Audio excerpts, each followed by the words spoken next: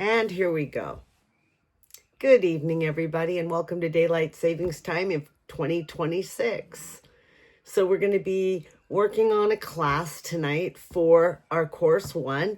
We're still working with governments and economic systems.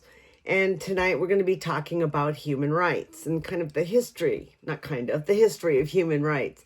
That doesn't mean we're going to hit every darn thing, but we're going to try and hit some of the major highlights that have brought us from ancient times to today. So first, a very quick overview. We're going to talk about the Code of Hammurabi. We're going to talk about Cyrus the Great. We're going to talk about the Magna Carta, the natural rights philosophy of John Locke, the English Bill of Rights, the U.S. Declaration of Independence, the French Declaration of the Rights of, I think they said the rights of, man and citizen. Then the U.S. Constitution with its Bill of Rights, the International Labor Organization, the League of Nations, Four Freedoms, which is a State of the Union address by Franklin D. Roosevelt. Then the United Nations Charter, the Universal Declaration of Human Rights, and then a few other things to bring us to more modern times. Modern times, perhaps pre the last couple of years anyway. I don't want to make too many claims about human rights in the last year at this point. So, I'm going to try something a little bit different. So I'm going to turn the camera once in a while so that you can look at the chart that I'm looking at. In fact, I think I'll do that right now because there's the chart. And so I'm expecting that you probably can go back and take a look at that chart whenever you'd like to. And if it's a good idea, then I'll show you there are other things I'm going to show you, as a matter of fact. I don't know if turning the whole thing around is the best idea, but I haven't figured out exactly what I want to do with it yet. So it might be that I can put the camera between myself and the screen and just flip back and forth with it in selfie mode and picture mode. I may try that when I'm going back and forth fairly quickly. Okay, so approximately 1754 BCE, there was Hammurabi. Hammurabi was the king of Babylon, and he wrote, or they wrote, I would never say that I know for sure who did what back that far long ago, but they wrote the Code of Hammurabi. It was a written legal code establishing rules for society, perhaps the first one. Now, you're going to notice that all of this today is very heavy on Western culture, quote unquote Western culture. That doesn't mean that I don't want to get into things from Africa and from Asia and from other indigenous populations, because I do. But we're going to separate it out because too much is too much. And so you have to pick slices to look at. The reason why this particular slice first is because it's what we, meaning Rhonda and myself and the other cohorts that we're working with, it's what we live.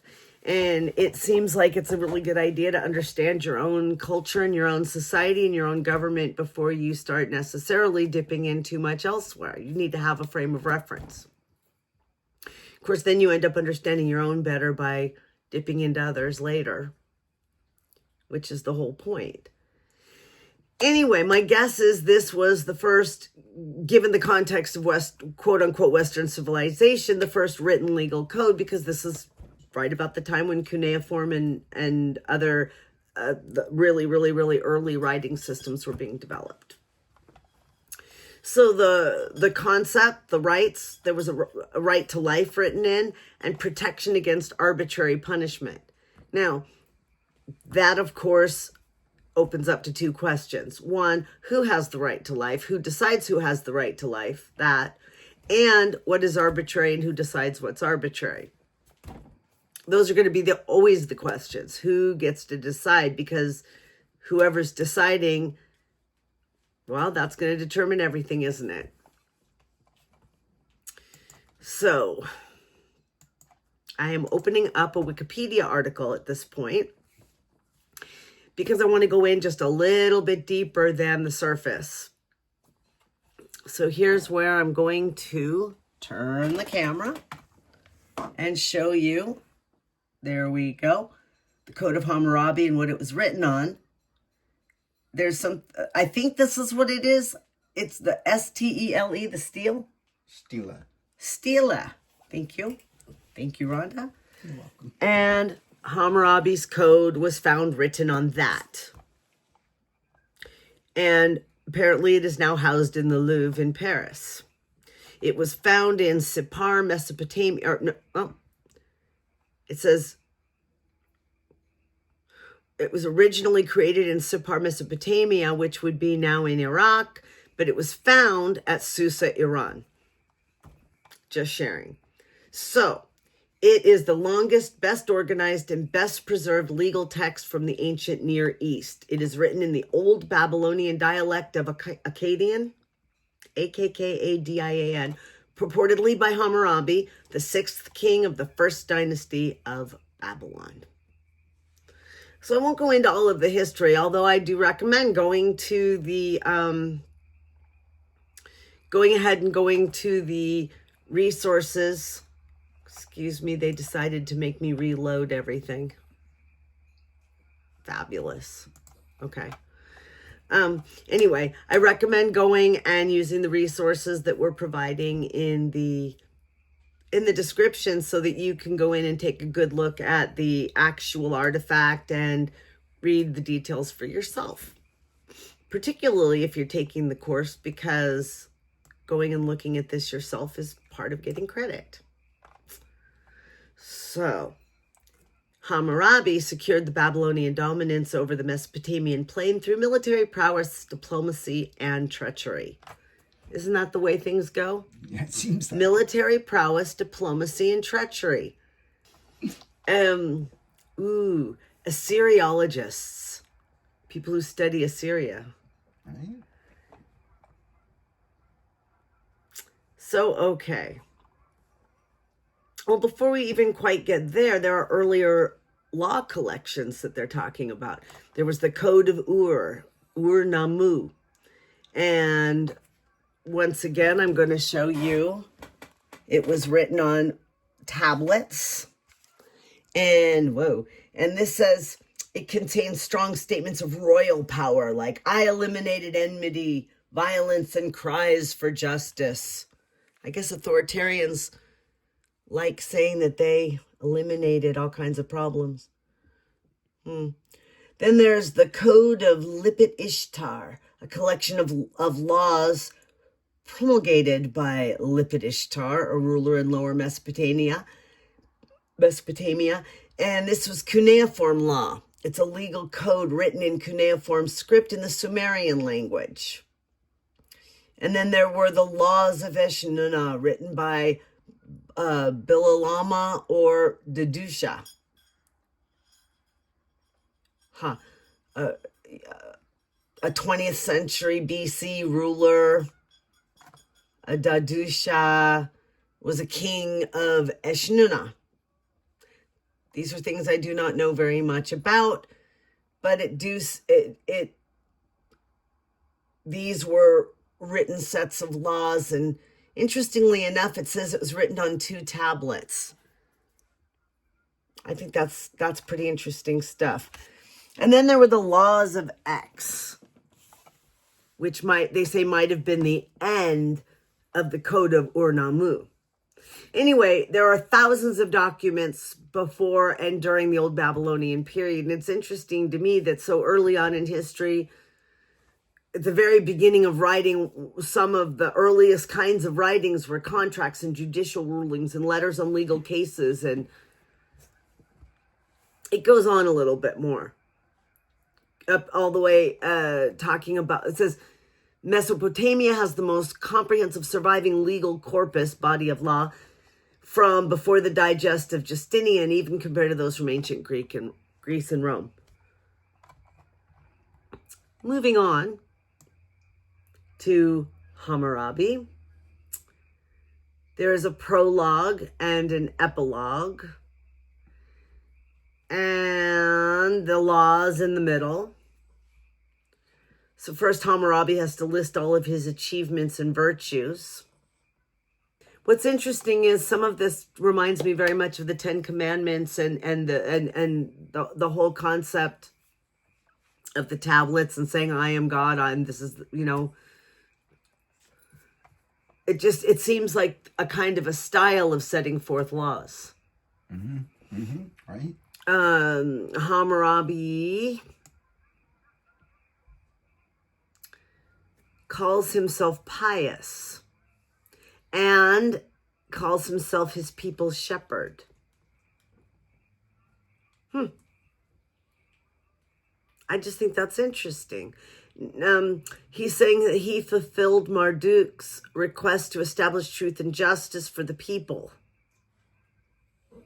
Now, the epilogue is related to the laws. The epilogue says these are the just decisions which Hammurabi has established, and then expresses a hope that any wronged man who has a lawsuit may have the laws of the stele read aloud to him and know his rights, and that this would bring Hammurabi praise. And he invokes the wrath of the gods on any man who disobeys or erases his pronouncements. Yeah. Isn't that interesting?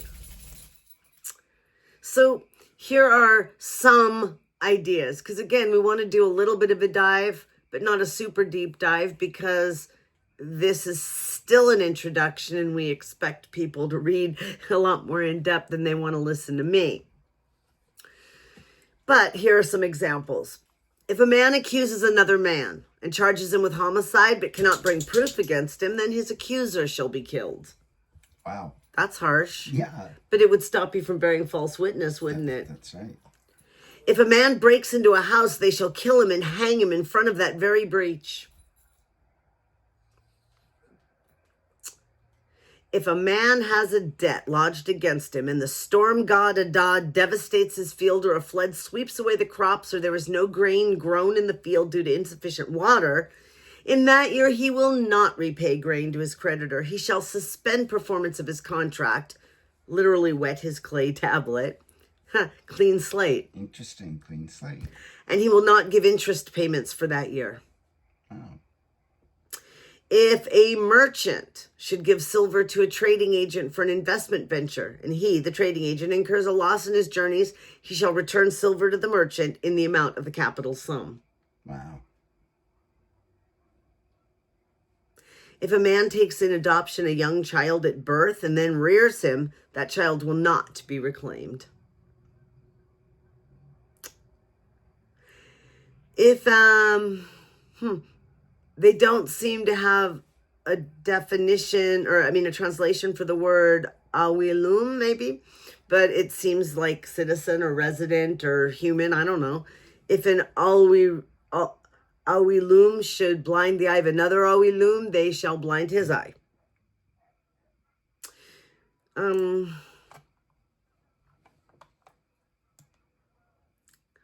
If a slave should declare to his master, you are not my master, he, the master, shall bring charge and proof against him that he is indeed a slave, and his master shall cut off his ear. Wow. That seems kind of random. All right. Yeah. So, underlying principles. So one principle widely accepted to underlie the code is lex talionis, or eye for an eye. Interesting. So Hammurabi is where that comes from, an eye for an eye. Respectively prescribe an eye for an eye and a tooth for a tooth when one man destroys another's.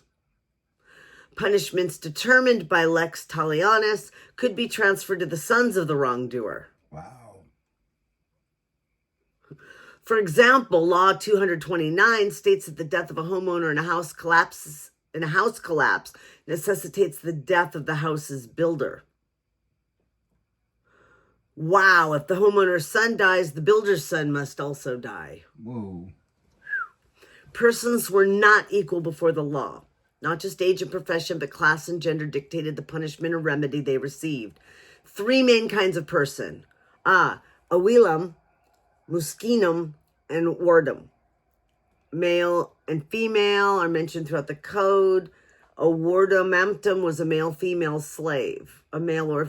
Oh, I see. Wardum and emptum. One is a male slave, one's a female slave. As for a velum and muscinum, though contentious, seems likely the difference in a social class, with a velum meaning something like a gentleman and a muscinum meaning something like a commoner. The penalties weren't necessarily stricter. Life may have been cheaper, some of his fines. Inequity within the classes, so one velum could be of higher rank than another. So it says the above principles are distant in spirit from the modern systems of common and civil law. So common law being like case law and civil law being laws that are written down, I think.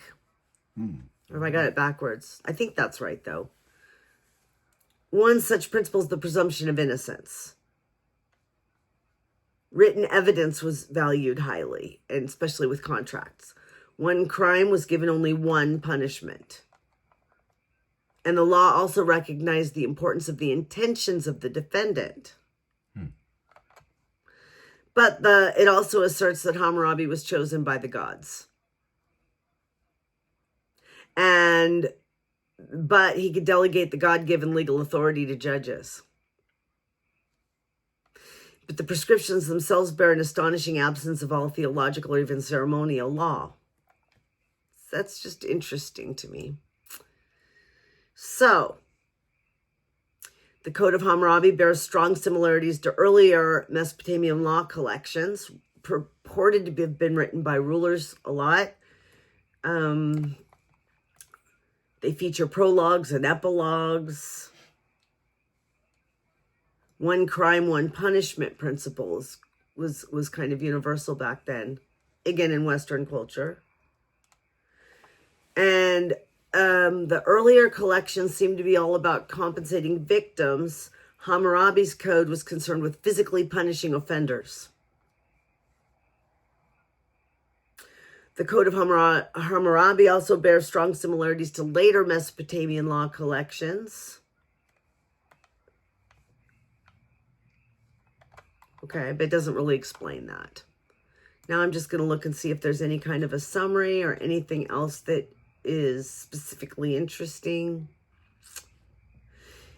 It demonstrates how law was used to reinforce social hierarchies and maintain control. Well, it would seem like laws would be there to maintain control. Otherwise, why have them in some way? Right. But applied differently depending on social class, nobles received greater protection than commoners and enslaved people. I imagine so. And so that is basically the Code of Hammurabi. Now, next is talking about Cyrus the Great. How did Cyrus change things? Well, Cyrus was known for freeing the slaves in Babylon and allowing people to return to the homelands. So on the cylinder where Cyrus's laws were written, it includes freedom from slavery and freedom of religion. And apparently it was by royal decree. So again, I'm going to go to Wikipedia. Now, I'm not just going to stick with Wikipedia. I found a variety of sources, so I could also share sources. But from this really old stuff, Wikipedia is sometimes really handy because they summarize things beautifully. Now, what you're seeing here is not a cob of corn. That is the Cyrus cylinder. Does look like a cob of corn, though, right? Right? Again, I recommend looking it up for yourself so you can get more details and see it close up and all that. It's an ancient clay cylinder now broken in several pieces on which is written Achaemenid, Achaemenid, Achaemenid, royal inscription in Akkadian cuneiform script in the name of the Persian king Cyrus the Great. From the 6th century BC, and it was discovered in the ruins of the ancient Mesopotamian city of Babylon, which is now in modern Iraq.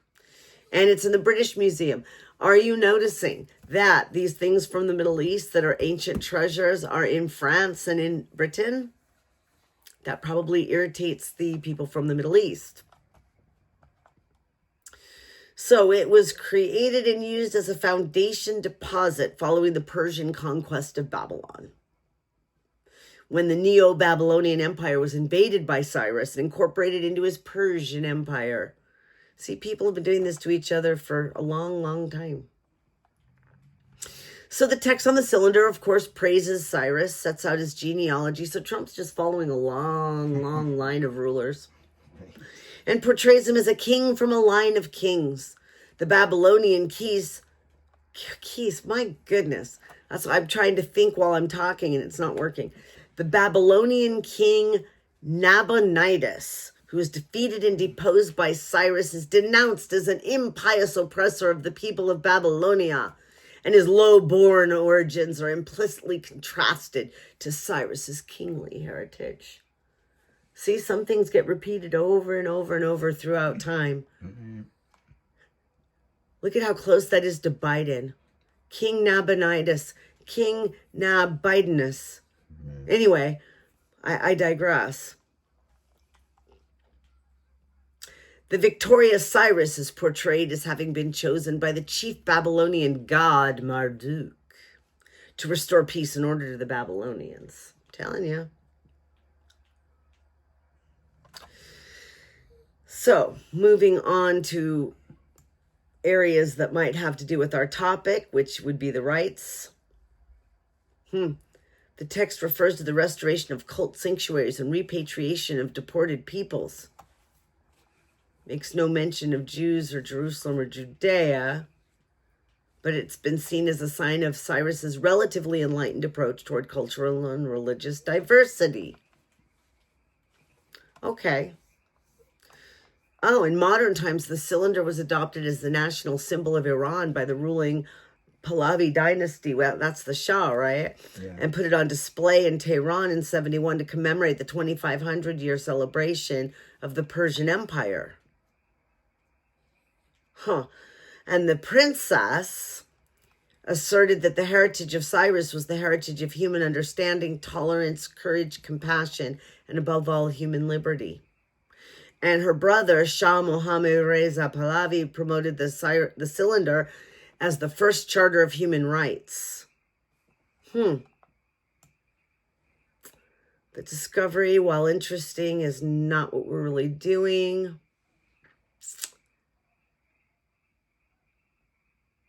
Midway through the text, the writer switches to a first-person narrative. I am Cyrus, king of the world. Blah, blah, blah, blah, blah.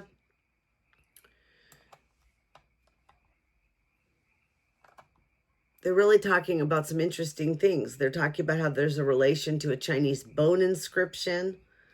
That would be interesting to revisit, to connect it up with some of the Middle East being a connecting spot, clearly, for both Asia and Europe.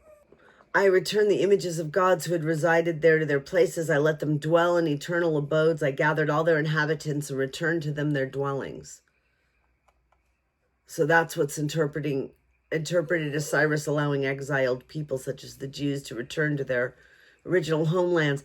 I find that interesting, particularly right now as they're talking about returning Jews to Israel as part of bringing on Armageddon.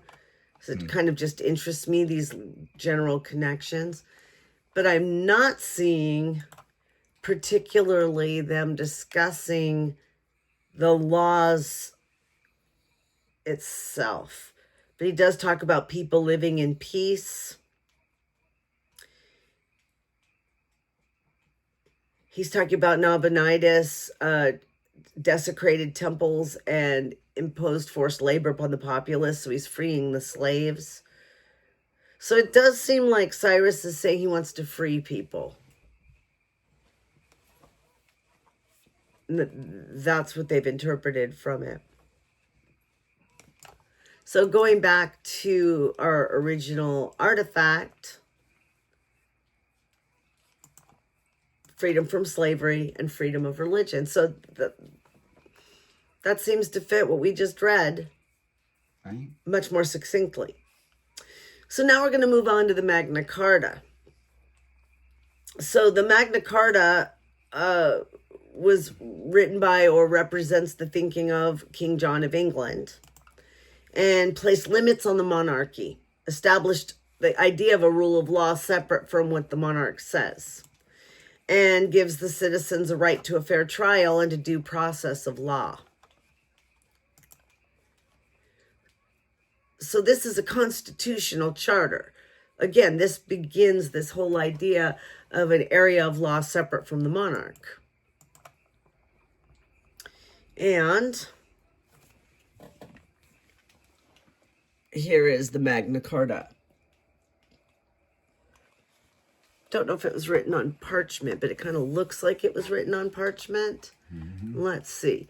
In 1215, the despotic King John of England was confronted by an assembly of barons demanding that traditional rights be recognized, written down, confirmed with the royal seal, and sent to each of the countries to be read to all freemen.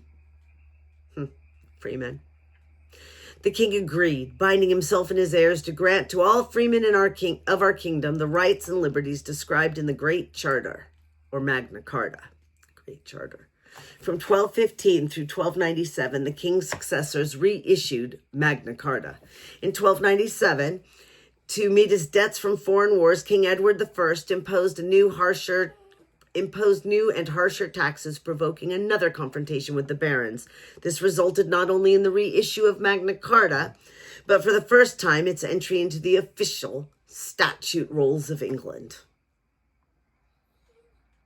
So it established the idea that people possess certain unalienable rights. Note that that came out in our Declaration of Independence, unalienable rights that cannot be overruled even by a king. And somebody needs to tell that to our wannabe king.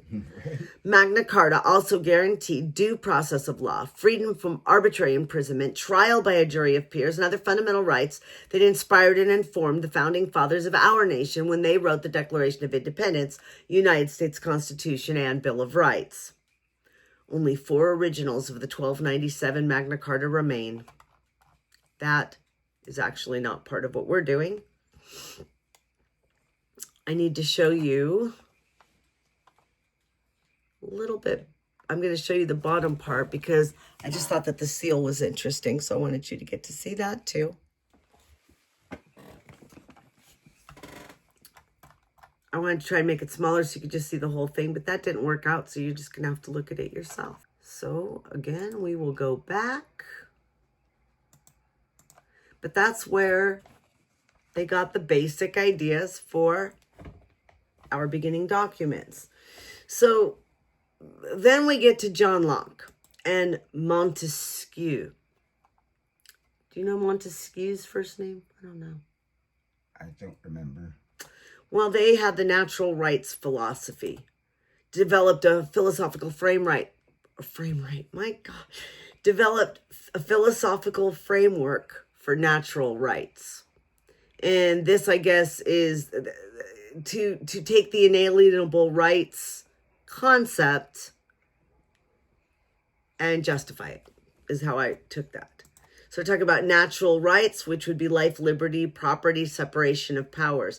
Interesting, the property, because that's definitely up for debate. A lot of indigenous groups don't see individual ownership of property as being something that we ought to have. So this now, the Magna Carta was written in medieval times. The others, Cyrus and Hammurabi, were in the ancient times. Right now, we're in the period of Enlightenment. And we have a different resource. It's called the Plato. It's from Stanford anyway. Plato, I guess, being for all the philosophical things that they're storing there. John Locke. I wonder if it'll talk about Montesquieu. I guess we'll find out, won't we? So he was a British philosopher. He was born in 1632 and he died in 1704. He went to Oxford and he was a researcher at Oxford. And he wrote an essay concerning human understanding in 1689, which they say is one of the first great defenses of modern empiricism, which would have to do with using nature and inferring from that to essentially claim knowledge. Concerns itself with determining the limits of human understanding in respect to a wide spectrum of topics. So Locke talked about how we understand things, how we determine that we know something, what are the rules for knowing. And he wants us to agree to certain propositions and certain evidence and then inferring from that, as opposed to deciding that God said so.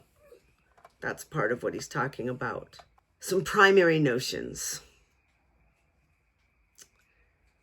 And he says that there are speculative innate principles, practical innate moral principles, that we have innate ideas of God, identity, or impossibility. Let's go to Tabula Rasa. He said he rejects the claim. So let's go back and say that part again. Locke rejects the claim that we have innate morality or innate ideas, because he says if we did, then even children or idiots would know them. Thus, he's the one that talks about tabula rasa, that we're born as a blank slate and that we are taught propositions and therefore need to be able to reason clearly. That's where he's going with that. That makes more sense. And then he writes a book where he talks about how we acquire the materials of knowledge. And so here's the tabula rasa thing, a blank sheet, until experience in the form of sensation and reflection provide the basic materials out of which our more complex knowledge is constructed. So his concept of going from experiences and abstractions to the specificity of laws and conclusions are where he's going with things. He also, if I recall correctly, he talks about free will, voluntary actions, and he talks about how ownership follows from improving the land. But essentially what Locke was trying to do was to figure out how we know scientific things and then apply those same ideas to morality and laws. Right. So moving on, we get into then using the Magna Carta and then some of these ideas of the natural rights philosophy, we get into the English Bill of Rights, which limited the royal power and codified, I still don't know how to say that word. How do you say that one? Codified or codified? I say codified. Okay. And I will say codified, but when I'm reading it, I tend to want to read it codified. Moving back, the English Bill of Rights, written by the Parliament of England, which limited royal power and codified parliamentary rights. So, further moving the laws away from the monarchy and into the hands of Parliament. Guaranteed here freedom of speech, at least inside the parliamentary building during Parliament, and a prohibition of cruel punishment. So again, we're moving even further from arbitrary punishment and saying that it has to fit the crime and it can't be cruel. Note that when we got to our Bill of Rights, it can't be cruel or unusual. So these things really develop.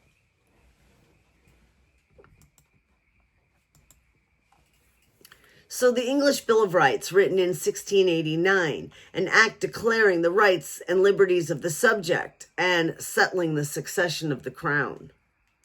Whereas the Lords, spiritual and temporal, and commons assembled at Westminster lawfully, fully, and freely representing all the estates of the people of this realm, did upon the 13th day of February in the year of our Lord, 1688, present unto their majesties, then called and known by the names and style of William and Mary, Prince and Princess of Orange, being present in their proper persons, a certain declaration in writing made by the said Lords and Commons in the words following vis-a-vis, whereas the late King James II, by the assistance of diverse, it doesn't have the E at the end, but I'm sure they mean diverse, evil counselors, judges, and ministers employed by him did endeavor to subvert and extirpate the Protestant religion and the laws and liberties of this kingdom. And they have all kinds of things that he did wrong. And while interesting, not what we're talking about. And whereas the said late King James II, having abdicated the government and the throne being thereby vacant, his highness the Prince of Orange, whom it hath pleased Almighty God to make the glorious instrument of delivering this kingdom from property and arbitrary power, did by the advice of the Lord, spiritual and temporal and diverse principal persons of the commons, cause letters to be written to the Lord spiritual, and goes on and on and on, in order to such an establishment as that their religion, laws, and liberties might not again be in danger of being subverted, upon which letters, elections having been accordingly made. And thereupon, the said Lord, spiritual and temporal and commons, pursuant to their respective letters and elections, being now assembled, taking into their most serious consideration the best means for attaining the ends aforesaid, do in the first place, as their ancestors in like case have usually done, for the vindicating and asserting their ancient rights and liberties, declare. And now we get to it. That the pretended power of suspending the laws or the execution of laws by regal authority without consent of Parliament is illegal. That the pretended power of, what's interesting is we probably could take these and write them up and show them to Donald saying we want all this back to Congress. It's the same kind of stuff. The pretended power of dispensing with the laws or the execution of laws by regal authority, as it hath been assumed and exercised of late, is illegal. That the commission for erecting the late Court of Commissioners for ecclesiastical causes and all other commissions and courts of like nature are illegal and pernicious. Both. That levying money for or to the use of the crown by pretense of prerogative without grant of Parliament for longer time or another manner than the same or is or shall be granted is illegal. That it is the right of the subjects to petition the king, and all commitments and prosecutions for such petitioning are illegal. See what I mean? It all fits. Donald's doing all this. That the raising or keeping a standing army within the kingdom in time of peace, unless it be with the consent of Parliament, is against the law. That the subjects which are Protestants may have arms for their defense suitable to their conditions and as allowed by law. That the election of members of Parliament ought to be free. That the freedom of speech in debates or proceedings in Parliament ought not to be impeached or questioned in any court or place out of Parliament. Or place out of Parliament even. That excessive bail ought not to be required, nor excessive fines imposed, nor cruel and unusual punishments inflicted. That jurors ought to be duly impaneled and returned, and jurors which pass upon men in trials for high treason ought to be freeholders. That all grants and promises of fines and forfeitures of particular persons before conviction are illegal and void. And that for redress of all grievances and for the amending, strengthening, and preserving of the laws, parliaments ought to be held frequently. In other words, you don't send them home, Mike Johnson. And it goes on and on in paragraph form, but I think that those give you a pretty good idea that a king came along who decided that all of these things that they were used to enjoying, and took them all away. Kind of like we're dealing with right now in 2026 in the United States. And the King and Queen, William and Mary of Orange, are using this document to give these rights back to the British subjects. So with that, we will return.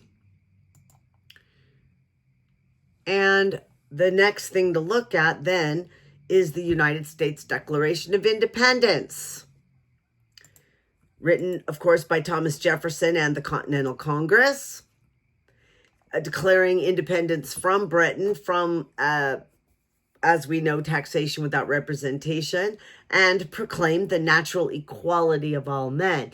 So here we do have something a little teeny bit different than what we've been hearing before. They're claiming that all men are created equal. They're still just saying men in this case, but the intent here is to say people are created equal. But practically, it turns out to be landed gentlemen of a certain hue. Now we're in the age of revolution. So we have the United States and the French revolutions, and we're going to be quoting from some of the documents. So here's the specific part.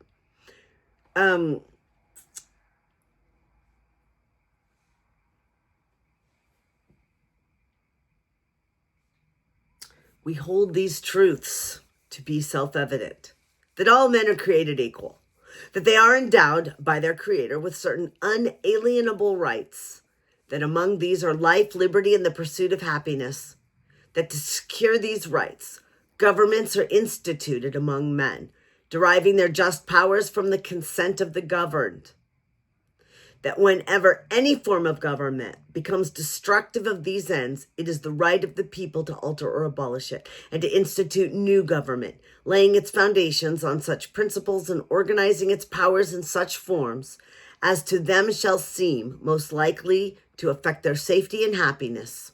Prudence indeed will dictate that governments long established should not be changed for light and transient causes, and accordingly all experience hath shown that mankind are more disposed to suffer while evils are sufferable than to right themselves by abolishing the forms to which they are accustomed. But when a long train of abuses and usurpations,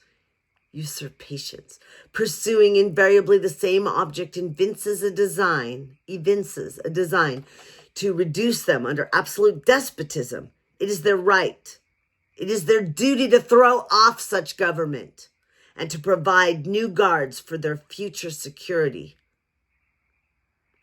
Such has been the patient sufferance of these colonies. We could say that, a lot of that right now, couldn't we? Such has been the patient sufferance of these states, and such is now the necessity which constrains them to alter their former systems of government. Right. And it goes on, just like William and Mary of Orange talked about what King James had done. Our Declaration of Independence similarly talks about what King George has done and similarly breaks away. And at the end, it says, we therefore, the representatives of the United States of America and General Congress assembled, appealing to the Supreme Judge of the world for the rectitude of our intentions, do in the name and by authority of the good people of these colonies, solemnly publish and declare that these United States are, and of right ought to be, free and independent states, that they are absolved from all allegiance to the British Crown, and that all political connection between them and the state of Great Britain is and ought to be totally dissolved, and that as free and independent states they have full power to levy war, conclude peace, contract alliances, establish commerce, and to do all other acts and things which independent states may of right do. And for the support of this declaration, with a firm reliance on the protection of divine providence, we mutually pledge to each other our lives, our fortunes, and our sacred honor. And right below that, John Hancock.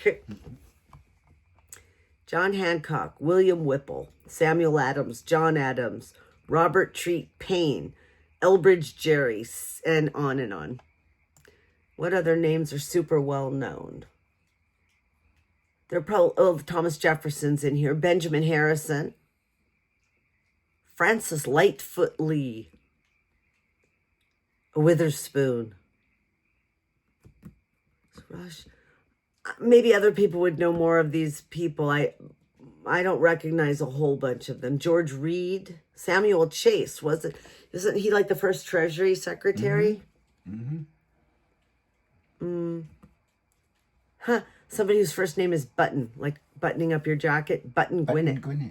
Ah, you knew who that was. Yeah. That's cool. Okay, so it's the Declaration of the Rights of Man, written in 1789, approved by the National Assembly of France, August 26, 1789.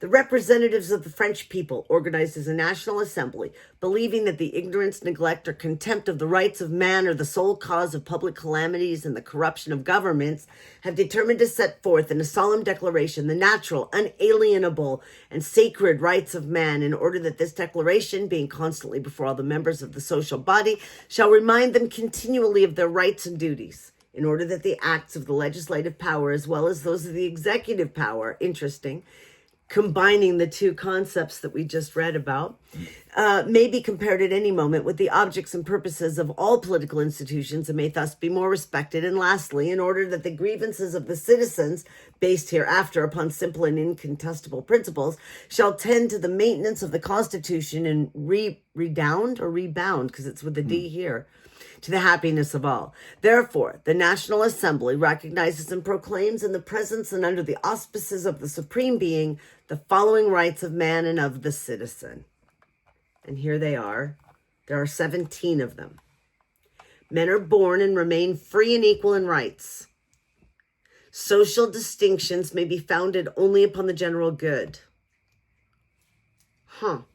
The aim of all political associations is the preservation of the natural and imprescriptible rights of man. These rights are liberty, property, security, and resistance to oppression. Number 3, the principle of all sovereignty resides essentially in the nation. No body or individual may exercise any authority which does not proceed directly from the nation. 4, liberty consists in the freedom to do everything which injures no one else. Hence, the exercise of the natural rights of each man has no limits except those which assure to the other members of the society the enjoyment of the same rights. These limits can only be determined by law. Interesting. It's an interesting thing to put in. Law can only prohibit such actions as are hurtful to society. Nothing may be prevented which is not forbidden by law, and no one may be forced to do anything not provided for by law. Law is the expression of the general will. Every citizen has a right to participate personally or through his representative in its foundation. It must be the same for all, whether it protects or punishes. All citizens, being equal in the eyes of the law, are equally eligible to all dignities and to all public positions and occupations according to their abilities and without distinction, except that of their virtues and talents. No person, 7, shall be accused, arrested, or imprisoned except in the cases and according to the forms prescribed by law. Anyone soliciting, transmitting, executing, or causing to be executed any arbitrary order shall be punished.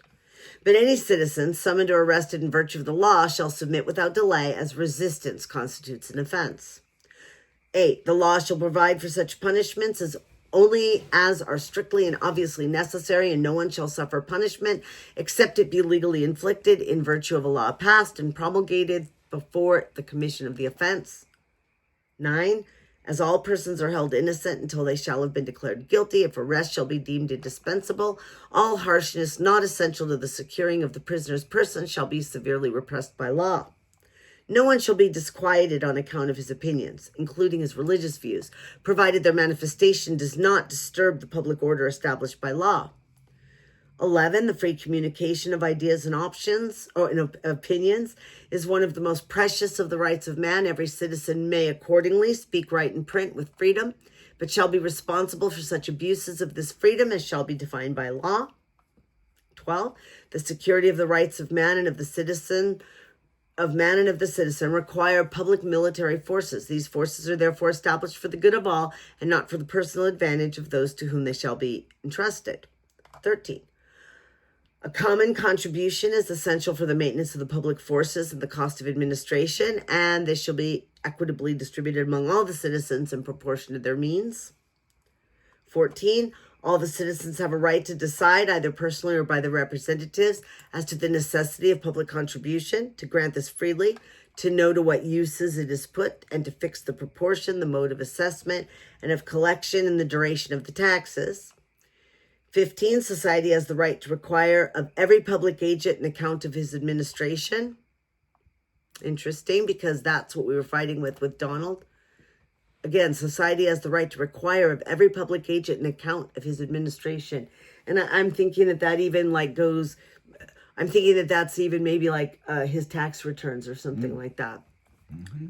A society in which the observance of law is not assured, nor the separation of powers defined, has no constitution at all. And 16, since property is an inviolable and sacred right, no one shall be deprived thereof except where public necessity legally determined shall clearly demand it, and then only on condition that the owner shall have been previously and equitably indemnified.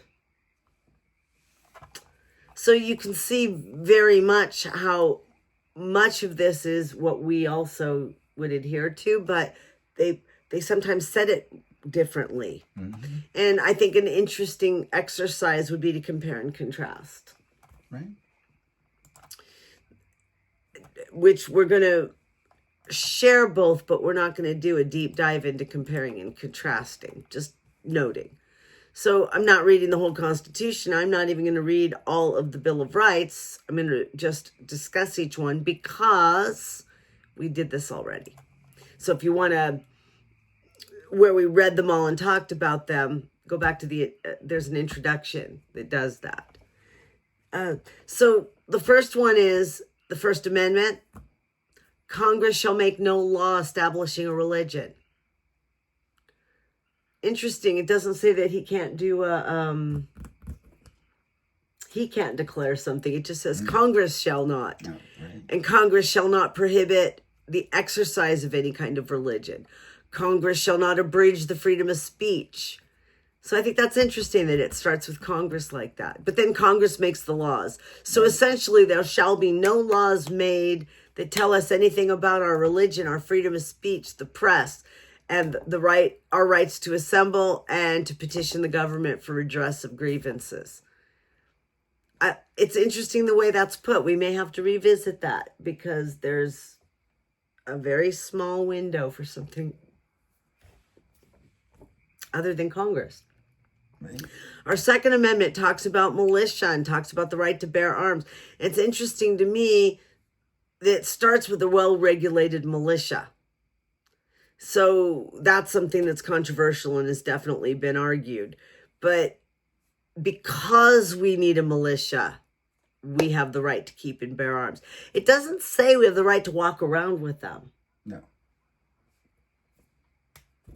Although it does say shall not be infringed. So what limits can be put? Because it's interesting here, we don't want them to limit the freedom of speech. So I don't know. That requires some interpretation for sure. Amendment 3 is talking about quartering soldiers.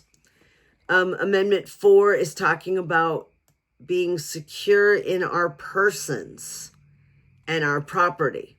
So it's talking about search and seizure because of that and needing a warrant with probable cause. And then it talks about how you have to describe the place to be searched and what you're gonna find there. The Fifth Amendment talks about not being held for some kind of crime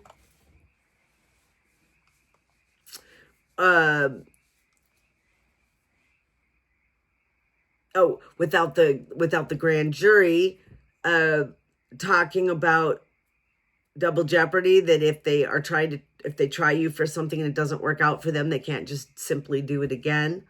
You can't be compelled to be a witness against yourself. So if they're asking you questions and answering, and your choices are to answer honestly and put yourself in jeopardy, or lie and put yourself in jeopardy of perjury, you can say Fifth Amendment, and it tells everyone you're guilty without you telling them that you're guilty, even though it shouldn't do that. It's supposed to be for use in any, but see, the thing is, if it didn't make you look bad, you would just say something. But anyway, you have the right to not be a witness against yourself. And you can't be deprived of life, liberty, or property without due process of law. And just like with the French, they can't take away your property without compensating you. The Sixth Amendment, a speedy and public trial. And the Seventh Amendment talks about a trial by jury, that you have a right to that in whatever cases that they're saying you have a right to it in. And then there's the Eighth Amendment, which talks about excessive bail and no cruel or unusual punishment. The Ninth Amendment talks about, the enumeration of the Constitution shall not be construed to deny or disparage others retained by the people. So just because your rights aren't listed right here doesn't mean that they don't exist. And it depends on what the Constitution says for the federal government and the state governments, or the executive branch and the legislative branch, and what's left to the states and the people is still left to the states and the people, whether it's listed here or not. And finally, the 10th Amendment, just what I was just saying, the powers that are not delegated to the United States by the Constitution and not prohibited by it to the states are reserved to the states or the people. And those are our rights. That's the Bill of Rights. We don't specifically have the right to vote, but it does guarantee the right to vote is not abridged by all these different things and implies that there's a right to vote. So, that brings us, in fact, that's halfway. And I think this has been long enough and we're going to stop it. And we're going to do a second half of this where we're going to talk about things from the International Labor Organization, the League of Nations, all the way through to today. So have a good rest of your evening or whenever it is that you're watching this, and look for part 2.